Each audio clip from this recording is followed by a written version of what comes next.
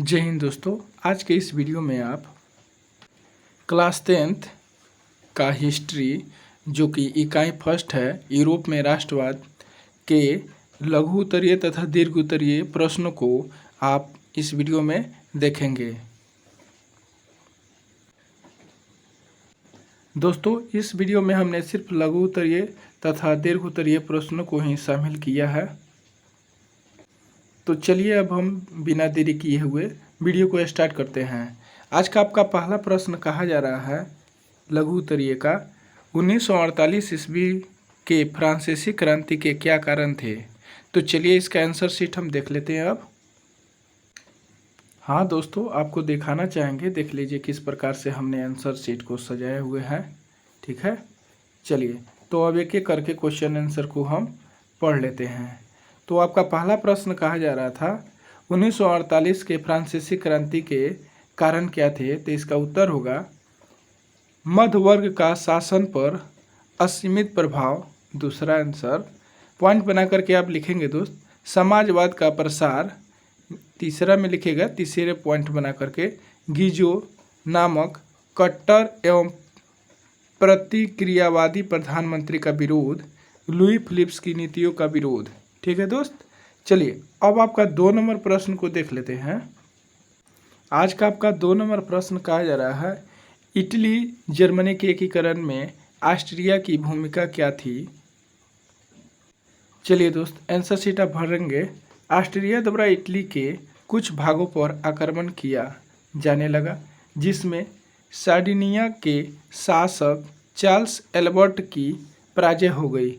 Australia के हस्तक्षेप से इटली में जनवादी आंदोलन को कुचल दिया गया और मेजनी की हार हो गई। धीरे धीरे इटली में जागरूकता और राष्ट्रीयता की भावना बढ़ने लगी। जर्मनी राज्यों में बढ़ते हुए विद्रोह को ऑस्ट्रिया और प्रसा ने मिलाकर उसे क्या किया, दबा दिया। चलिए अब नेक्स्ट क्वेश्चन पे आ जाते हैं। आज का आपका लघु उत्तरीय प्रश्न का 3 नंबर प्रश्न में कहा जा रहा है यूरोप में राष्ट्रवाद को फैलाने में नेपोलियन बोनापार्ट किस तरह सहायक हुआ। चलिए इसका आंसर शीट लिखेंगे। नेपोलियन बोनापार्ट प्रथम ने जब इटली पर अधिकार किया तो उसने छोटे छोटे राज्यों का अंत कर दिया। उसने जिगाओ, फेर्रा, बोलोना तथा मोडेना को मिलाकर एक छोटे से गणराज्य की स्थापना कर दी थी। इसे ट्रांसपार्निका गणतंत्र कहा जाता था, यानी कहा गया। इससे वहाँ के लोगों में राष्ट्रीयता की भावना का प्रादुर्भाव हुआ। अब आपका नेक्स्ट क्वेश्चन आ गया है। 4 नंबर प्रश्न में कहा जा रहा है गैरीबाल्डी के कार्यों की चर्चा करें। तो गैरीबाल्डी के कार्य क्या क्या है इसे देख लेते हैं। गैरीबाल्डी पेशे से एक नाविक और मेजनी के विचारों का समर्थक था, परंतु बाद में काबूल के प्रभाव में आकर संवैधानिक राजतंत्र का पक्षधर बन गया। गैरीबाल्डी ने अपने कर्मचारियों तथा स्वयंसेवकों की सशस्त्र सेना बनाई, जिसे लाल कुर्ती के नाम से जाना जाता है। ये भी क्वेश्चन पूछा जा सकता है दोस्त कि लाल कुर्ती नामक संस्था की स्थापना किसने की। तो लाल कुर्ती नामक संस्था की स्थापना किसने की, गैरीबाल्डी ने की। चलिए आगे बढ़ते हैं। इसकी सहायता से 1860 ईस्वी में नेपल्स के राजा को पराजित किया। इसके बाद सिसिली पर विजयी पाई।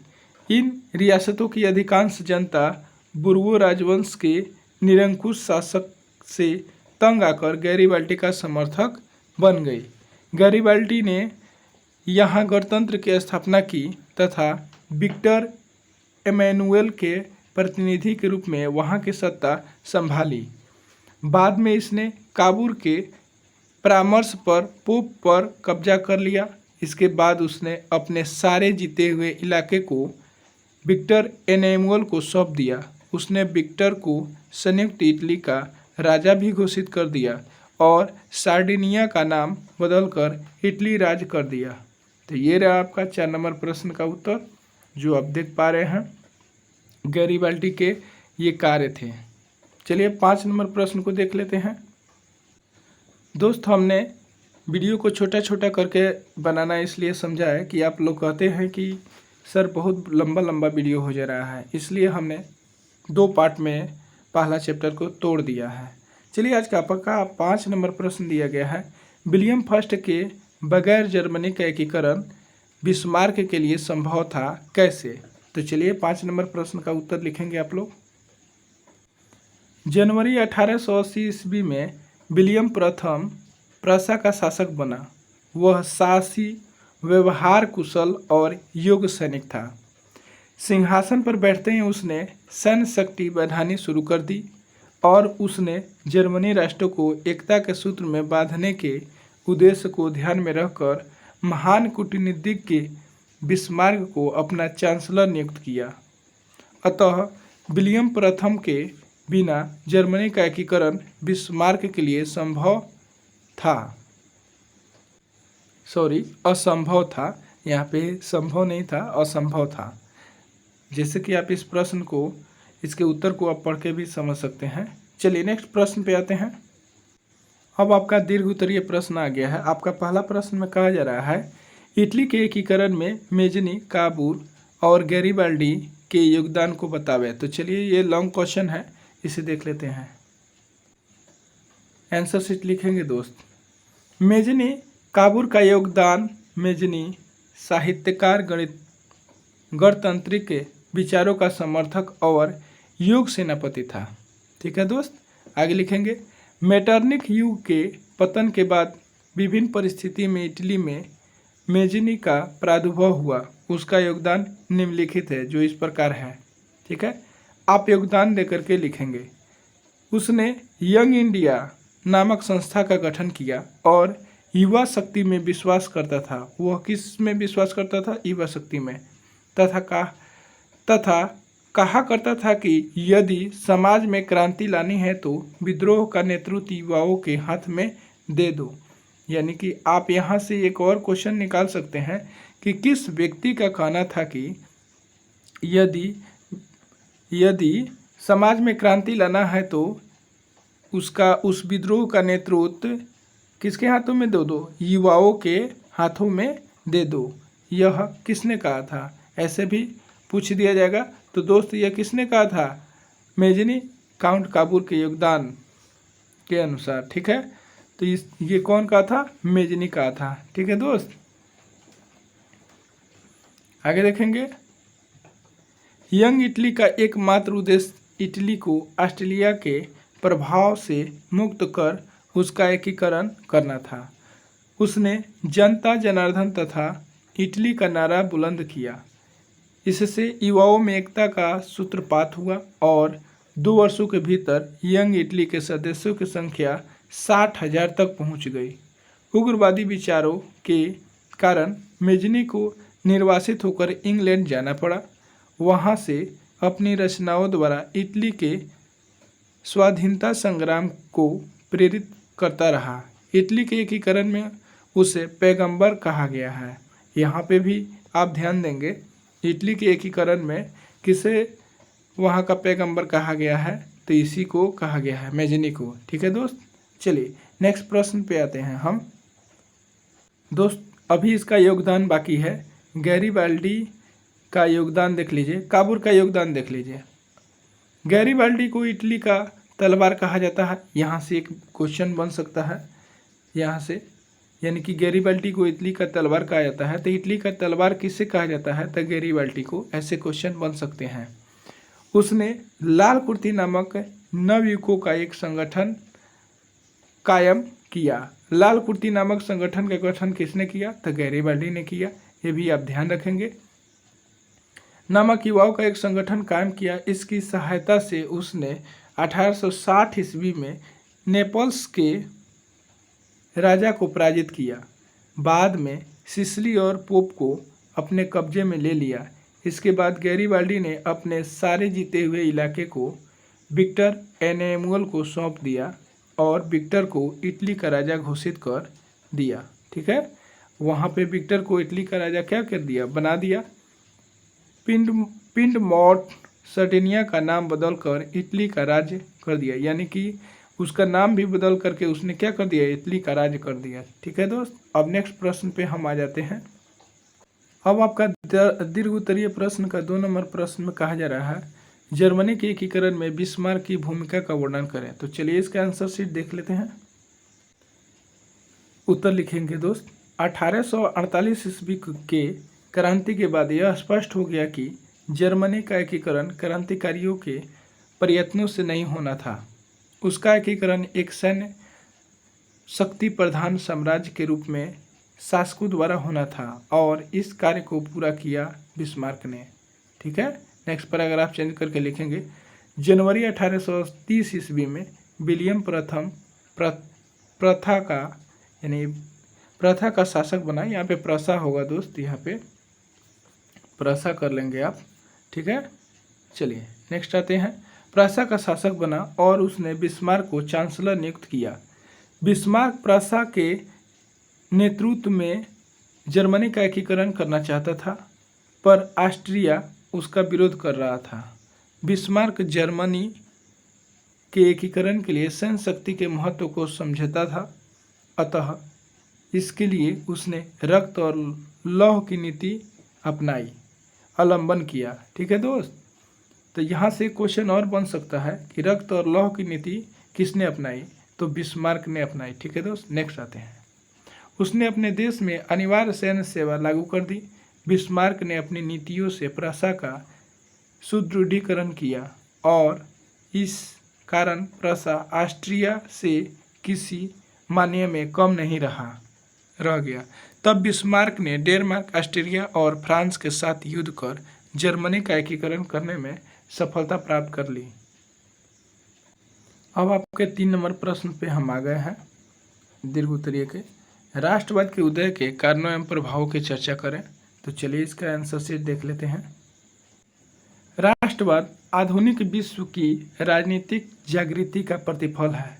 यह एक ऐसी भावना है जो किसी विशेष भौगोलिक, सांस्कृतिक या सामाजिक परिवेश में रहने वाले लोगों में एकता का प्रवाहक यानी कि एकता का वाहक बनती है। राष्ट्रवाद के उदय के कारण निम्नलिखित है। पहला कारण लिखेंगे आप, यूरोप में पुनः जागरण के कारण कला, साहित्य, विज्ञान इत्यादि पर गहरा प्रभाव पड़ा और लोगों के दृष्टिकोण में परिवर्तन हुआ, जिसने राष्ट्रवाद का बीजारोपण किया। नेक्स्ट पैराग्राफ चेंज करके लिखेंगे दूसरा पॉइंट में, फ्रांस की राजक्रांति। इसने राजनीति को अभिजात वर्गीय परिवेश से बाहर कर उसे अखबारों, सड़कों और सर्वसाधारण की वस्तु बना दिया। तीसरा पॉइंट में लिखेंगे, नेपोलियन का आक्रमण। नेपोलियन ने जर्मनी और इटली के राज्यों को भौगोलिक नाम की परिधि से बाहर कर उसको वास्तविक एवं राजनीतिक रूपरेखा प्रदान की, जिससे इटली और जर्मनी के एकीकरण का मार्ग प्रशस्त हुआ। दूसरी तरफ नेपोलियन की नीतियों के कारण फ्रांसीसी प्रभुत्व और आधिपत्य के विरुद्ध यूरोप में देशभक्तिपूर्ण विक्षोभ भी जगा। नेक्स्ट पैराग्राफ चेंज करके लिख लेंगे, थोड़ा सा और है। नेपोलियन के पतन के बाद यूरोप की विजय शक्तियाँ ऑस्ट्रिया की राजधानी वियना में 1814 से 15 में एकत्र हुई, जिनका उद्देश्य यूरोप में पुनः उसी व्यवस्था को स्थापित करना था जिसे नेपोलियन के विरुद्ध युद्ध और विजयों ने अस्त व्यस्त कर दिया था। ठीक है दोस्त, ये आपका क्वेश्चन का आंसर हो गया 3 नंबर प्रश्न का, जो कि राष्ट्रवाद के उदय के कारण और परिणाम आप देख पाए। चलिए 4 नंबर को देख लेते हैं। 4 नंबर प्रश्न को, आपका 4 नंबर प्रश्न में कहा जा रहा है दोस्त, जुलाई 1830 की क्रांति का विवरण दें। तो चलिए इसका आंसर शीट भर लेते हैं आप लोग। चार्ल्स दशम एक निरंकुश एवं प्रतिक्रियावादी शासक था। उसने फ्रांस में उभर रही राष्ट्रीयता तथा जनतंत्र भावनाओं को दबाने का कार्य किया। उसने अपने शासनकाल में संवैधानिक लोकतंत्र की राह में कई गतिरोध उत्पन्न किए।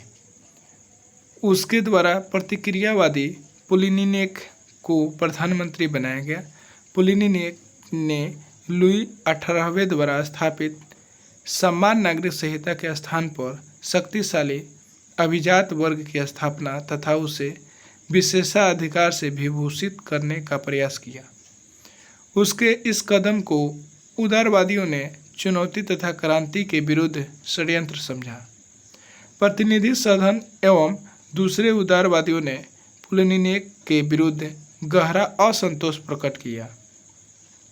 चार्ल्स दशम ने इस विरोध की प्रतिक्रिया स्वरूप 25 जुलाई 1830 ईस्वी को 4 अध्यादेशों के विरोध में पेरिस में क्रांति की लहर दौड़ गई और फ्रांस में 18 जुलाई से गृह युद्ध प्रारंभ हो गया। यहाँ से ये भी पूछा जा सकता है कि फ्रांस में किस तारीख को गृह युद्ध प्रारंभ हुआ, तो यहाँ पे 18 जुलाई, 16 जुलाई ऐसे दिया रहेगा ऑप्शन। इसे ही जुलाई 1830 की क्रांति भी कहा जाता है, क्योंकि इसे क्या कहा जाता है, जुलाई 1830 की क्रांति कहा जाता है। चलिए आगे बढ़ते हैं हम। इसके साथ ही चार्ल्स दशम फ्रांस की गद्दी को त्याग कर इंग्लैंड चला गया और इस प्रकार फ्रांस में बोब्रुओ वंश के शासक का अंत हो गया और आर्लेयस वंश के लुई फिलिप्स को सत्ता राप्त यानी कि समाप्त हो गई। यहाँ पे समाप्त होगा। आप अभी जुलाई 1830 की क्रांति को समझ चुके हैं। चलिए आज का आपका दीर्घ उत्तरीय प्रश्न का 5 नंबर प्रश्न में कहा जा रहा है, उसे देख लेते हैं। यूनानी स्वतंत्रता आंदोलन का संक्षिप्त विवरण दें। तो चलिए देख लेते हैं आंसर शीट। चलिए दोस्त, आंसर भरेंगे आप लोग। यूनानी तुर्की साम्राज्य के अधीन था, यानी कि ये भी पूछा जाएगा कि यूनान जो था किस साम्राज्य के अधीन था। यहाँ पे आप ध्यान देंगे तो यूनान जो के अधीन था तुर्की, यानी कि यूनान तुर्की साम्राज्य के अधीन था। फलतः तुर्की शासक से स्वयं को अलग करने के लिए नए आंदोलन चलाए जाने लगे। यूनान सारे यूरोप वासियों के लिए प्रेरणा एवं सम्मान का पर्याय था, जिसकी स्वतंत्रता के लिए समस्त यूरोप के नागरिक अपनी सरकार की तटस्थता के बावजूद भी उद्धत थे। इंग्लैंड का महान कवि लॉर्ड बायरन यूनानियों की स्वतंत्रता के लिए यूनान में ही शहीद हो गया। इससे यूनान के स्वतंत्रता के लिए महत्वपूर्ण यूरोप में सहानुभूति की लहर दौड़ी। इधर रूस भी अपना साम्राज्यवादी महत्वाकांक्षा तथा धार्मिक एकता के कारण यूनान की स्वतंत्रता का पक्षधर था। यूनान में स्थिति तब विस्फोट बन गई जब तुर्की शासक द्वारा यूनानी स्वतंत्रता संग्राम में संलग्न लोगों को बुरी तरह कुचलना शुरू कर दिया गया। 1821 ईस्वी में अलेक्जेंडर चीफ सिलाटी के नेतृत्व में यूनान के विद्रोह शुरू हो गया, परंतु वह मेटरनिख के दबाव में खुलकर सामने नहीं आ पा रहा था। परंतु जब जार निकोलस आया तो उसने खुलकर यूनानियों का समर्थन किया। अप्रैल 1826 में ग्रेट ब्रिटेन और रूस में एक समझौता हुआ कि वे तुर्की यूनान विवाद में मध्यस्थता करेंगे। फ्रांस का राज्य चार्ल्स भी यूनानी स्वतंत्रता में दिलचस्पी लेने लगा। 1827 ईस्वी में लंदन में एक सम्मेलन हुआ जिसमें इंग्लैंड, फ्रांस तथा रूस ने मिलकर तुर्की के खिलाफ तथा यूनान के समर्थन में संयुक्त कार्रवाई करने का निर्णय लिया। इस प्रकार तीनों देशों की सेना नावरीनों की खाड़ी में तुर्की के खिलाफ एकत्र हुए। युद्ध में तुर्की की सेना पराजित हो गई, यानी तुर्की की हार हो गई। अंततः 1829 में एड्रियानोपल की संधि हुई, यानी एक जगह का नाम है दोस्त ये एड्रियानोपल। यहाँ पे एक संधि हुई जिसके तहत तुर्की की नाम मात्र की प्रभुता में यूनान को स्वायत्तता देने की बात हो गई, यानी कि अब यूनान का ही राज चलेगा। परंतु यूनानी राष्ट्रवादियों ने संधि की बातों को मानने से इनकार कर दिया। उधर इंग्लैंड तथा फ्रांस भी यूनान पर रूस के प्रभाव की अपेक्षा इसे स्वतंत्र देश बनाना बेहतर मानते थे। फलतः 1832 में यूनान को एक स्वतंत्र राष्ट्र घोषित कर दिया गया। बेवेरिया के शासक ओटो को स्वतंत्र यूनान का राजा घोषित कर दिया गया। ठीक है दोस्त, आप आज के इस वीडियो में हमसे जितने भी 10th क्लास के 1 लेसन का जो लघु उत्तरीय तथा दीर्घ उत्तरीय क्वेश्चन बने हैं उन सभी क्वेश्चनों को हमने कोशिश किया है कि ठीक ठीक आंसर बताएं।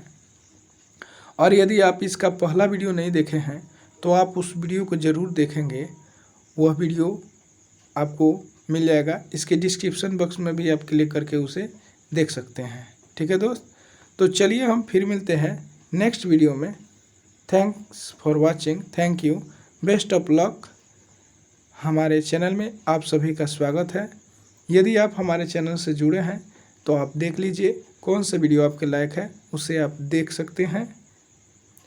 और यदि आपको किसी भी प्रकार की समस्या है, लगता है कि हम आपकी हेल्प कोई कर सकते हैं, तो आप हमसे सुझाव ले सकते हैं। चलिए हम फिर मिलते हैं नेक्स्ट वीडियो में। Best of luck.